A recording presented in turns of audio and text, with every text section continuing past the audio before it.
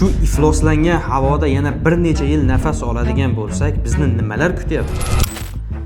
Birinchi navbatda bizdan oldin ifloslangan havo bilan aziyat chekkan davlatlar misolida ko'rib chiqamiz.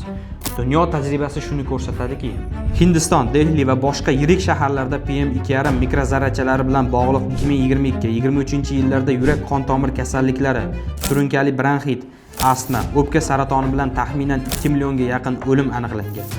Jahon Sog'liqni saqlash tashkiloti ma'lumotlariga qaraganda, havo ifloslanishidan taxminan yiliga 7 millionga yaqin inson vafot etmoqda. Shunday ekan, bu holat qanday kasalliklarni vujudga keltirishi mumkin? Yurak va qon tomir kasalliklari, o'pka va nafas yo'llari kasalliklari, bolalarda nafas olish tizimi rivojlanishida muammolar, kognitiv rivojlanish sekinlashuvi, homiladorlik va chaqaloq salomatligida past vaznli chaqaloq tug'ilishi, erta tug'ilishlar, saraton va nevrologik kasalliklarga sabab bo'lishi mumkin. Nima deb o'ylaysiz? Havo ifloslanishiga nima sabab bo'lyapti?